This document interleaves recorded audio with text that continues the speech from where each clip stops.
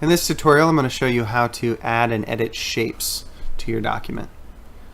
So I'm going to add an element, and I'm going to add the shape element.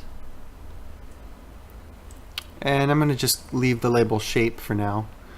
And you can change the height and width just like other elements. So I'm going to change the width of this.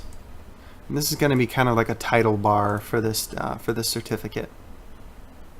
So I'll make it about 9 inches wide. And again, you can drag and drop, or you can use the exact position to really fine-tune exactly where you want it.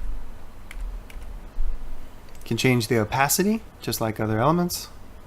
So I'm going to make this just a little bit opaque. And then if you click in the shape menu, you can change the color of the shape.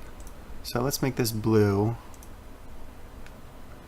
Now, if your school photographer has added your school's colors to your school profile, clicking primary or secondary color will set it so that this shape takes on your school's colors, depending on which one you select. Now, if you select one of these and you change your mind, you can actually go back and change the fill color again, and then hit save, and it will revert back to the fill color that you selected. So I've created my shape. I'm going to right click it and then hit edit shape since I saved it. And I'm going to add a border to this. So I'm going to go with a black border that's 3 points in size.